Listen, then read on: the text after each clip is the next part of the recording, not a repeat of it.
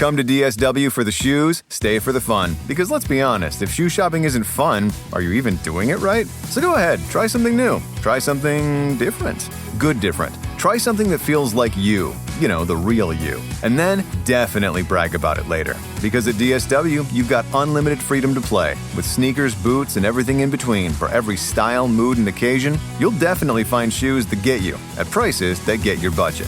DSW. Let us surprise you. Now tuned into the greatest. So when that bag come, I won't fumble. I'm just stacking on the low, but hey, I'm tired of being humble. Let me get to it. That motivation music. Get control of your life, don't let nobody else do it. Cause when I gon' have Metro S550s cruising. Feel like you winning on the ground. Yes, sir. What's up, everybody? Welcome back to The Run with me, Manny Wilson. All the way from Detroit to Chicago to your speakers and headphones. Now, I appreciate you tuning in to the first interactive sports podcast, you know, a community that makes sure your voice is heard. So if you hear something you agree with, you disagree with, you like or you dislike, go ahead, shoot us a quick call on the voicemail line, 219-413-9405. And of course, we will play your take back on our next episode. And then shout out to SeatGeek for sponsoring this episode. Get $20 off your first ticket purchase when you use the promo code The Run Podcast. Now, this code can only be applied for first-time users on the mobile app or website. So I don't know about you, but the playoffs is here and, man, and MLB. So you got to go see those. The NFL season is rolling strong. WNBA works for concerts, all kind of stuff. So you got to go see it. But I'm celebrating here because my team, the Atlanta Falcons, just recently beat the Washington Commanders 34-27. Now, there's a lot of different things to be proud of in this game, and there's some things that still need work. But ultimately, the most important thing that people should know is Commanders, obviously, let me remind you, had no Jaden Daniels, who's the starting quarterback, and also no Terry McLaurin, who is the star wide receiver. These are crucial elements of the game whenever you talk about Commanders team. They were two key guys from the Commanders that helped them get to the conference championship last year and actually make something happen. So I think we have to, of course, consider the fact that the Falcons just played a Commanders team that's somewhat incomplete, but also that doesn't take away all the positives and the great things that they did on the field, because they could have came out here and upset us and made us really angry, and you know, they could have did the complete opposite. But some of the great things with the Falcons that we witnessed, just starting from a statistical point, Michael Penix Jr., he played great, completed 20 of 26 passes that he attempted, threw for 313 yards, 2 touchdowns as well. The offense as a whole really looked good here, man. Bijan Robinson, he's making a lot of noise so far in the league in this season, man. Bijan leads the NFL in yards from scrimmage. He's 4th in rushing in the NFL right now. And also, he had a great game. I think he had like 75 yards in this game against the Commanders with a touchdown. Drake London got involved finally. Kyle Pitts got involved finally. Tyler Algier got involved. It was lovely in terms of the options that we exploited on our offense. So that was a good thing to see there. The defense from the Atlanta Falcons is really what made me very proud in this game. Again, I know the defense was playing against Commanders with no Jaden Daniels, no Terry McLaurin, but it's still something to be proud of when your defense shows up any game. And defense had 2 sacks, 2 forced fumbles, 1 interception. But the thing I'm really most impressed about here, and I'm not jumping for joy as I say any of this stuff about the Falcons, it's some things I'm excited about, but I'm still not jumping for joy. It just shows like there's an improvement with this Falcons team. And one of the things, yeah, I get it. No Jaden Daniels, no Terry McLaurin. I know we played a Commanders team who was out of commission, but this defense, aside from what we've seen in this game here, the defense is pretty solid for the Atlanta Falcons, man. I have somewhat of good faith in this Atlanta Falcons defense now, and it's weird because me as a Falcons fan, I never really said things like this. I never shed too much light on the Falcons defense. It's always been a 2nd, 4th, fifth thought of the Atlanta Falcons team, but the Atlanta Falcons, they legitimately have somewhat of a solid defense. They're second in total defensive yards allowed in the NFL, and they're second in passing yards allowed in the NFL. So these things are very, very good considering the pass rush is where we struggle, but yet whenever we play against team, we're able to generate some sort of pressures. The rookies are huge for the Falcons in terms of being able to do this. We're really led by our rookies on the defensive end. Xavier Watts, James Pierce Jr., Jalen Walker. You got Billy Bowman Jr., who also got an interception so far this season. So I know you look at the losses that we had this season, they were nasty. It was ugly. We had some improvements to make. But on the bright side, this defense has a lot of potential, and they show up just about every week so far, besides the early bye week that we had, not the one that's coming up. I'm not even going to talk about that one. But we're not really giving up big plays in the air. We're sending great blitz packages and not getting burned whenever we do blitz. We're getting sacks without sending even blitzes. So, these are the things where I think about, okay, solid defenses of the NFL. When I'm looking at these different teams, these are all sort of things that they do. They don't give up the huge plays all the time. They generate sacks. They get pressure on the quarterback. Sometimes they stop the run. They get exploited a little by little. But ultimately, they getting these pass breakups is also another element that's huge. And with the Falcons not having our star cornerback is already just huge. But for the defense to still step up and make plays and secure these tackles, pass breakups, all of these things, be in the zone, be where you need to be, and stop the offense from scoring the ball, man, and getting these big plays. I am definitely very proud of this Atlanta Falcons defense. And, that's an element where I think we've definitely improved from a year-to-year type of basis. Now, still early on in the season, so of course anything can happen, and got to take that into consideration. I don't want to be a fool about, this Falcons team or anything like that, but definitely got to consider that the defense has stepped up big time. Now, improvements on the offensive end from last week, definitely there were some improvements. And there was the big thing about how Zach Robinson, how Zach Robinson came down to the field from the press box and was actually calling the plays. He said he only wishes he could do it sooner, and he wished that he had done it sooner.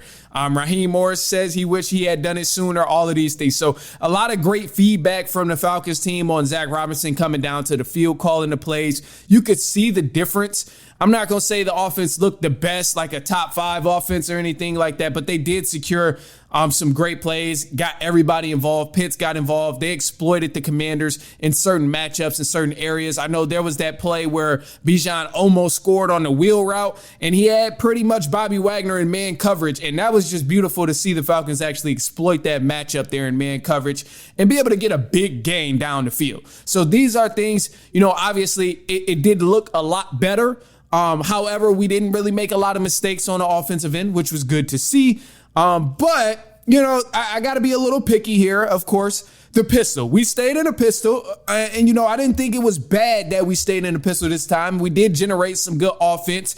We're moving the ball as a whole, actually, which is pretty good with this Atlanta Falcons offense because when you watch it, yes, the offense looks stagnant. Sometimes you don't get the super high scoring games, but this offense is 5th in rushing. This offense, they're tied for 5th in rushing. Let me clarify that. I don't want to give out any bogus stats, but 7th in total yards of offense right now. So, they have some firepower on the offense and they can get things done. They can move the ball. It's just how efficient can it become? So yes, there was an improvement when Zach Robinson first came down to the field. I seen some sort of efficiency on the offense improve. We looked a lot more free flowing. We made the offense look easy going with hitting open targets and things like that. But ultimately, it was an improvement, and I'll give it that. I'll leave it just at that. It was an improvement for sure. Now, I have the biggest bone to pick, pause, but the bone I really want to pick is with Raheem Morris. Clock management, the only thing I didn't like about the Falcons offense, yes, it's always room for improvement, but in this game against the Commanders, the one thing that really sticks out to me, it was a coaching error. And the coaching error that I noticed here with the Commanders in the Falcons game of this week 4 is the fact that Raheem Morris, oh, dog, you got to get your time management skills together, dude. Like, finally, we got the ball downfield and in the end zone. Our defense stepped up, but you got to get your clock management stuff together because ending the first half, we had 22 seconds. We were down on the Atlanta Falcons 25, 2 timeouts left. We had the quickest 3-and-out ever. We gave the Commanders the ball back with 7 seconds. Now, obviously, they didn't score, but 7 seconds is a lot when you talk about giving it to Lamar Jackson and Josh Allen and Pat Mahomes. Like, a lot of these guys can make things happen in 7 seconds in the NFL, especially if the team got some timeouts. We just got lucky that Jaden Daniels wasn't playing, so we didn't even have to worry about them making the best of 7 seconds. However, dude, we got to get something going. This is being able to utilize timeouts efficiently, at least get in field goal range, and realize that you have to get the ball downfield in order to even get in field goal range. Yes, you have 2 timeouts. You could have played this so much differently with 22 seconds left. I mean, there are teams in this league, and I don't want to compare, but unfortunately, I'm about to do that. So whatever. There are teams in this league. If you give them 22 seconds to get downfield and get a field goal, they will do that in a heartbeat. It's very consistent. You know you cannot leave them with 22 seconds or anything less than 30 seconds on the clock, and they'll get the ball downfield. So for the Falcons, yeah, the offense, it looked better, but this is the clock management thing I need from Raheem Morris to get a little bit better. 2 timeouts, 22 seconds. We are supposed to get downfield and at least get a field goal attempt, in my opinion. I think so. And yeah, I know you were down at your own 25, but ultimately you had 2 timeouts. You could have got a first down, called the timeout, and advanced the ball and give yourself another shot to get the ball out of bounds or at least get your team in field goal range. So these are some of the things that I think is going to really separate us from a solid team and a decent team, and a good team and an average team. So some of these things, yeah, we gotta clean up, because I'm gonna tell you, a couple weeks from now when we play the Bills, we won't be able to beat the Bills doing things like this, having these clockwork errors against a solid team like the Buffalo Bills. We just can't do that. So, I was impressed with the offense. It was cool. It was good. We had a solid game. Cool. I'm happy about that. But at the end of the day, nah, man, we got to clean up the clock management type of thing. So with the pistol, I can live with that.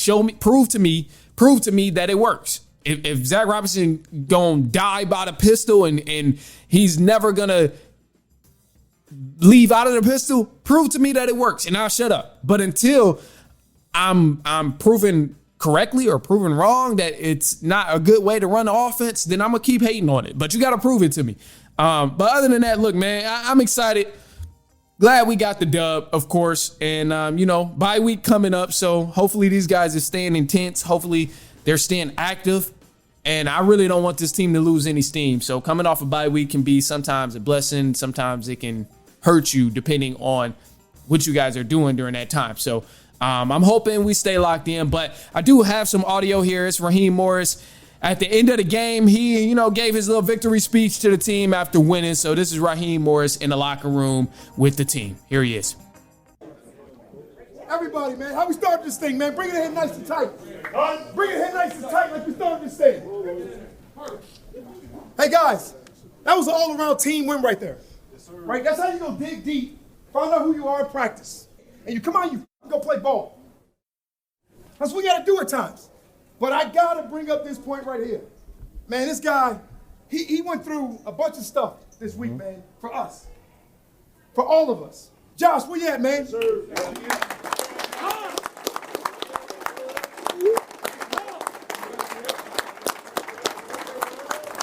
Talk about criticism for the young man.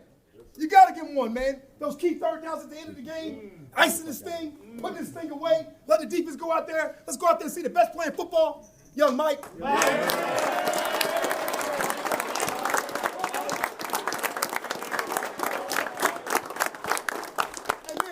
Let's go get healthy on this bye, and let's come out on the least of this league. Let's do that. Well, that was good to hear from Raheem Morris. All right, look, so we got some news coming up in just a sec. I got a special guest joining actually as well, Thomas Tari on the Hot Podcast. Don't go anywhere. Look, we're going to cover some news and all the different teams, wins, losses. Thomas Tari is going to join me for that as well, and we're going to chop it up. But most importantly, man, we never got a winner on the Cowboys and the Green Bay Packers. So it's only right if we discuss that with the Cowboys fan. Thomas Tari from On the Hot Podcast. Don't go anywhere. We will be right back. It's halftime.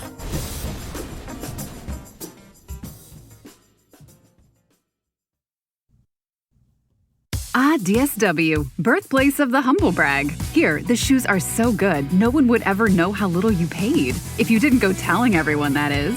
And with never-ending options for every style, mood, and occasion, all at really great prices, we'll definitely give you something to brag about. So go ahead, stock up on fresh sneakers from your favorite brands. Or try those boots you always secretly knew you could pull off. Find the shoes that get you at prices that get your budget at DSW stores or DSW.com.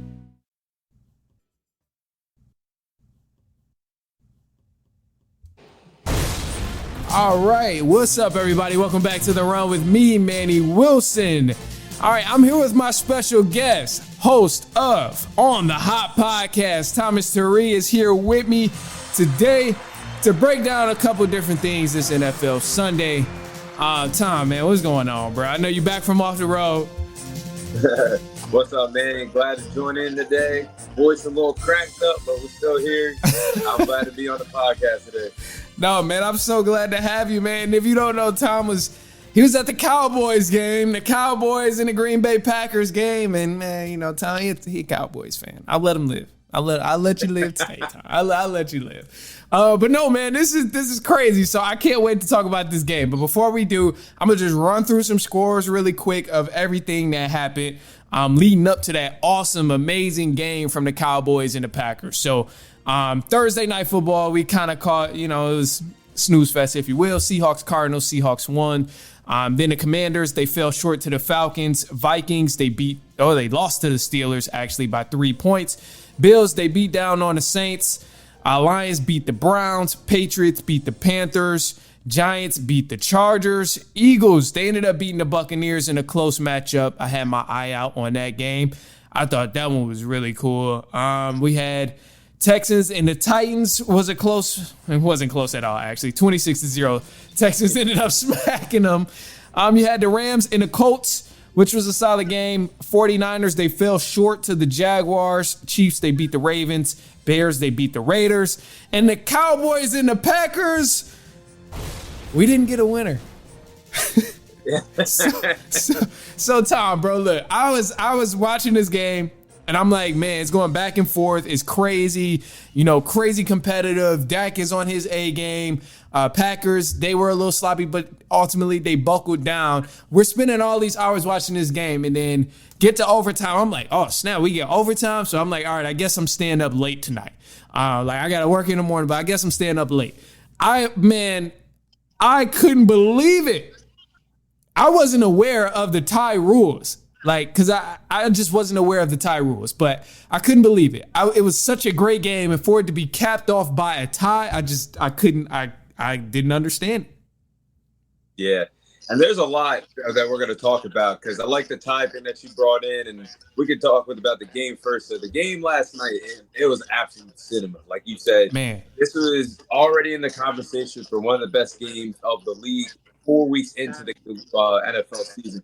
But once the Packers took control, they were up 13-0, looked like it was going to be a BTA game.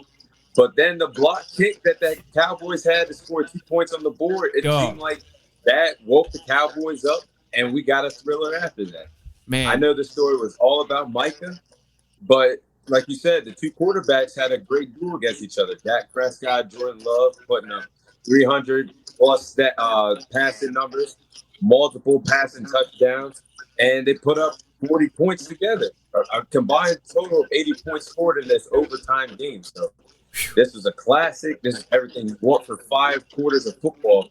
But yeah, being there in front of them annoying Packers fans, just seeing their faces in disgust, them shaking in their boots, praying for a tie.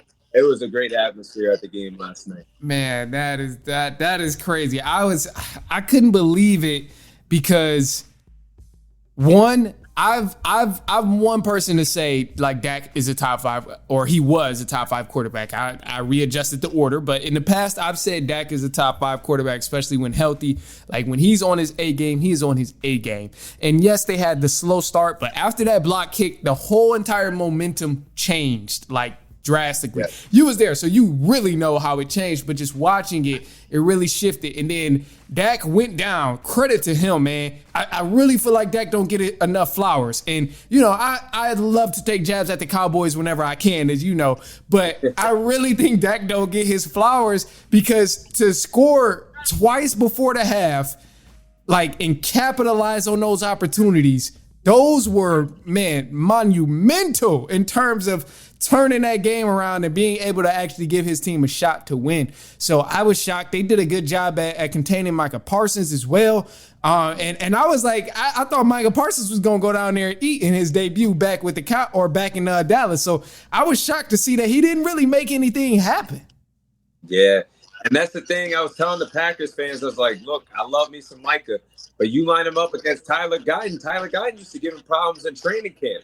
Man. And I knew once I seen that matchup, he could have had a rough day in the office. And the run plays we were running were Javonte Williams going straight at him, running the football, couldn't stop it, just like he couldn't in Dallas. Still one hell of a player. But, yeah, it's just the fact that everything was all centered around him. But the way how Dak played the game, and like you said, he deserves his flowers because the Packers were the best scoring defense heading into this game. I think they allowed under 38 points, 40 points in the first 3 weeks of football. So Dak put up 38 points on them offensively. They were having their way. It was just a really good game, a really good atmosphere to be a part of. But yeah, the Packers defense, everybody was talking about them, but not enough about Dak Prescott in the offense. You ain't lying about that part. I think that was an area where we thought coming into this game was going to be dominant from the Packers. We've heard so much within the first 4 weeks of football, like, oh, Packers defense, Packers defense, Packers defense, myself included. I thought the Packers defense was going to come out and show up better than that. But, I mean, I was shocked that they kind of got rolled on all game, if you will. They really got rolled on. So, yeah, Micah Parsons has an effect on that, but, like, it just shows it's still very much a lot of room for improvement with the Green Bay Packers defense. Yeah, and I think so too, because if this makes sense to you, Manny, in a way I was feeling like this because it broke my heart once I see Mike out there with the coin toss as the captain. I was like, bring my boy back. This ain't even looking right. But in serious talk, I felt like at one point in the game, well, actually, until overtime, where they said Micah got the sack. I didn't really think that was a sack, but I felt like Micah was missing Dallas, and we were missing Micah. I felt like Micah, what he did the 4 years in Dallas, he would communicate with the guys on the defensive line, try to communicate to make plays, whether it's stopping the run. Well, he didn't really do the best at, but stopping the run, getting sacks. In a way, our defense, that's a game we should have won. There were so many times we could have closed out Jordan Love in that offense. There wasn't a strong communicator in that defense, not a true leader in that Cowboys defense yesterday. Michael was that guy. And I felt like if number 11 was still there, we could have got a sack. We could have got more than just one turnover in that game. And I felt like they were just missing each other last night. Micah was missing the Cowboys. We were missing Mike in crucial situations. So I felt like both of each other missed each other last night. Damn, man, that's a really good way to put that because it was just a one tiny bit of a difference maker on both sides of the ball for both teams. Like, I mean, it's crazy because that I think that's the best way you could have put that game. And it's unfortunate that it ended in a tie, so we'll never get to say, oh, Cowboys are stupid for trading Micah, and we'll never get to really clown Cowboys about that. But I think that's the best way you could have put it. And then especially considering, like, I saw this statistic too, and I think you posted it as well, but Cowboys had the number one offense so far in yards per game. And they had the number 32 defense. So they're allowing the most yards per game too. So when you hear a stat like this, it's like, all right, you need all the help you can get on the defensive end. Clearly your offense is rolling, but you can't outscore every single person. Look, the Bengals have been trying to do that for the past few years, and you see it hasn't worked. So with the Cowboys on this trajectory of great offense, terrible defense, what are you thinking down the line? Well, down the line, see, this is the thing. Like, we put up all these points. A lot of people didn't think about it, but we put up all these points without CeeDee Lamb and 2 starting offensive linemen. But the defense can't stop a cold. Like, I feel like we're going to be the Cincinnati Bengals of the NFL this year. You got this high-scoring offense that can do anything they want. They can run the ball, pass the ball. But if the defense can't stop anybody, how are you going to beat contenders? How are you going to win more ball games? At the end of the day, if this problem isn't solved with Matt Eberflus' scheme, the players don't lock down, get some more turnovers, get some more stops, it's just going to crumble down on Dak Prescott, and it's not going to be good as the season moves on when you play these high-powered teams as the season goes on. So if this can't be fixed by week 6, week 7, we ain't making the playoffs. Man, yeah, because y'all got a crazy schedule too. So that's the thing that really concerns me. Y'all really did need the win. Like the Packers, I'm not too concerned about in terms of needing a win. Obviously, every win in the NFL is big, and of course we know that. But like with y'all schedule, y'all needed the win. It's these early games. I think we talked about it before the season, actually, or like coming into week 1 or something. We were saying like these early games early on in the schedule is going to be the ones that y'all have to win, because down the line, y'all got dog after dog after dog, like in the last 6 weeks of the season. So it's going to really come like, to do or die down the end of the season. So this was one of them games where it's like, I wish they would have changed the rules, or I wish the rules weren't what they are, I should say, because to me, man, it's not right. To me, it's just not right. If it feels a little wrong to sit there, you got somebody watching football for 4+ hours, and then all of a sudden you don't get to decide a winner. Like, to me, that's just wrong. That's like, dog, it's just wrong on so many. I want to give comparisons, but I'm not gonna do it because I won't be able to clip it up. Just okay. I'll put it this way. Anybody out there, give me a comparison of what it's like to watch football for 4 hours and then turn around and not be able to see who won the game because it's considered a tie. Like, you build all of this hype up and then all of a sudden you can't even figure out who to win. So y'all tell me what this is like. I don't want to say it, but y'all tell me what this is like. Tom, man, what you think about that part?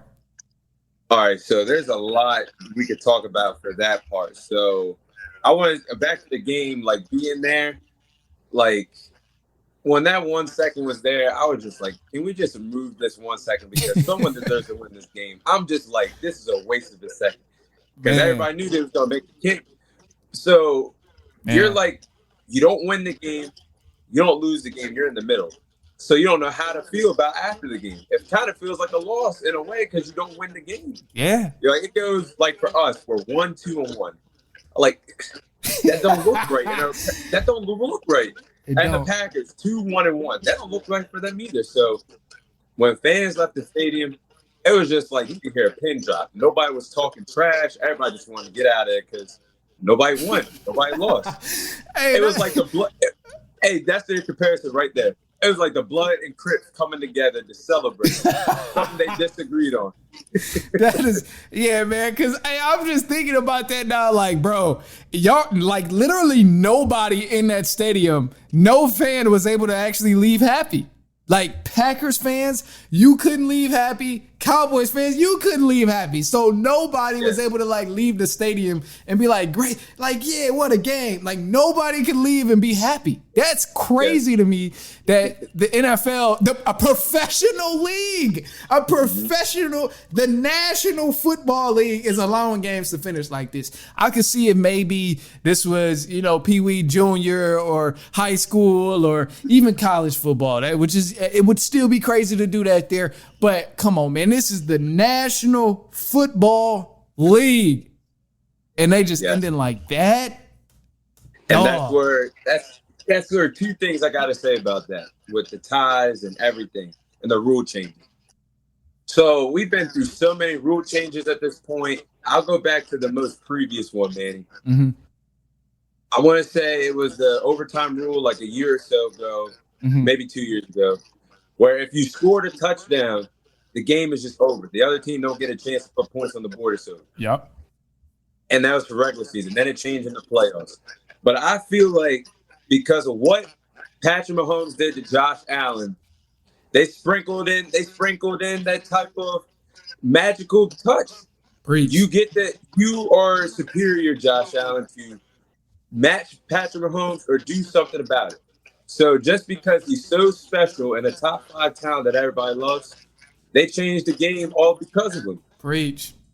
And now, overtime, if one team scores a touchdown, which we didn't see this last time, if one team scores a touchdown, why should the other team be able to match it? And if you're going to do that, you might as well play till sudden death at that point. Yeah. To get a winner. I mean, yeah, I couldn't agree more. I thought it was stupid when they initially changed it. And what's crazy, man, all right, I ain't never thought of this before, and I'm going to get a little bit off topic, and I'm going to shift back on, I promise. But I ain't never thought about this before. Bro, Josh Allen, he kind of been crying a lot. And like, it ain't in a sense of like it's all his fault. But for some reason, bro, why do we give so much pity toward Josh Allen? Josh Allen is the reason, like you said, we've changed the rules of overtime because, the Bills never got a chance to score. And then now, last season, he got the MVP because, Lamar already has one. This guy already has one. Now it has to go to Josh Allen.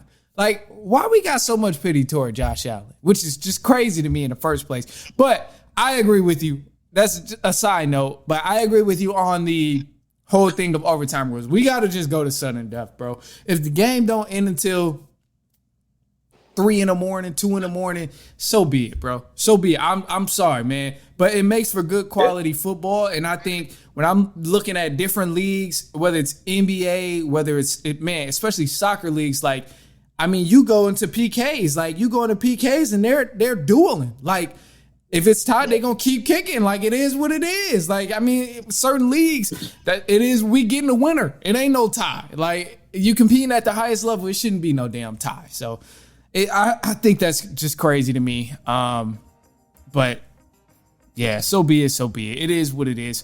But y'all got, I know Cowboys, y'all boys got the Jets next week in New York. Yes. Or at the Jets' home.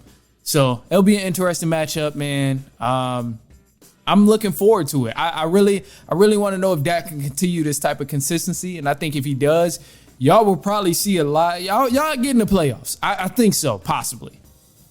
It's possible. Defense just got to do something. Or we got to make a trade. We're going to have to make a trade to be a difference maker. Would you be open to trading? Okay, I just want to hear your personal preference. Would you be open to trading one of them dogs at receivers? Oh, receiver, no. After what I seen last night, all of them. Bro, definitely had George Pickens. Jalen Tolbert, maybe. But the rest of them, no. No Pickens, no Turpin, no. Dog, yeah, y'all, man. Hey, George Pickens was out there working, dog. I'm like, dog, Steelers tweaked out letting Dak get George Pickens over there with CD. I'm like, CD wasn't even playing, but yet that's why I'm like, that's gonna be a hard offense to stop. That's gonna be a tough offense to stop. And like, granted to the Packers, yeah, I know they have a lot of potential on the defensive end, but they made the Cowboys offense look extremely elite. Like, Cowboys offense is already good, but they made the Cowboys offense look extremely elite. And that's not a good sign from the Packers after, being talked about as one of these elite defenses in the NFL. So I'm going to leave it at that. Yeah, that's crazy. But any finishing thoughts on the game? Something you noticed and something you enjoyed at the game? Just, random thoughts that you wanted to get off your chest? Oh, yeah, I got a couple. I will say, because me being in the Maryland area, I've been to several Ravens games, Commanders games over the years. So this is my first time going out to Dallas to the stadium. Mm-hmm. So I would recommend for anybody. Well, I don't know, like, because those are the only stadiums I've been to up to that point. The way how Jerry Jones makes the stadium, it's like the home side gets the cushion seats. I was on the visitor side because, it was more beneficial for my pockets, even though I had to spend a lot. But the seats, they're comfortable, but you don't get that cushion side. He wants you to really feel it on the visitor side. So that's just a recommendation for anybody that go out there and want to support the Cowboys or whoever you want to support. I will say it's a difference to know that if you can feel a game is turning, because I thought at 13-0 we were in trouble. But if you can get that home block, that block kick or anything that goes, the crowd is right behind you to get that momentum swing to get you right back in the game. It's everywhere that I've been to for an NFL game, home field advantage is the real thing. Definitely. I can agree with that part. I've been to a couple Lions, or I've been to one Lions. This was before they were like elite, of course. And then Bears game, I pretty much catch a Bears game each season just being in Chicago. So it is crazy. It's a crazy thing. What's weird is this year, I don't know if I'm going to a Bears game. But and they got some promise this year. So I'm like interested to actually go see. But I can definitely agree with you on the home field advantage thing because it's crazy. And I know I'm not too, I'm not a Cowboys fan or anything, but I just know it's different in Dallas, bro. And I want to go. I definitely want to go to a Cowboys game at some point in my life. I feel like as a fan of football, I feel like I have to. Whether I know I ain't gonna be cheering for the Cowboys, but I just feel like I have to go. Like even if my team not playing, I feel like I need to go. And best believe I go and wear my Falcons jersey too. I ain't got no problem with that. Yeah, and that's another thing I was gonna say too. No matter who you're a fan of, I recommend to go to that stadium. I want to go to the other big stadiums one day, like maybe out to LA, catch the Chargers Rams game. Yeah. Maybe a Vegas game if they can turn down the prices a little bit. Yeah. But that stadium right there, I will say that is something that all NFL fans should try to get to one day to experience that type of atmosphere. Definitely. Yeah, I plan on it. One of these days, I plan on it, man. Well, Tom, man, let people know where they can find you, where they can listen to the pod. Yeah, you guys can find On The Hop on Instagram, TikTok, Facebook. Started to mix it up on Twitter again. You can find us on Twitter, YouTube, Apple Podcasts. We drop videos. We drop different type of things for more engagement. So it's a different place to share their different aspirations, aspects for the sports world. Football, basketball, boxing, you name it. Well, hey, y'all check him out. Definitely go ahead, follow Tom on the platforms, man. Check out his content. He be having some good stuff on there. So y'all got to look it up and then give him a follow. Go ahead, subscribe and all of that stuff as well. Other than that, man, look, I'm about to get up out of here. We getting up out of here. Tom, I'm going to have you back at some point. I don't know when, but I'm going to definitely bring you back. And look, man, I know I'll be back with another episode later on this week. And so on and so on and so on.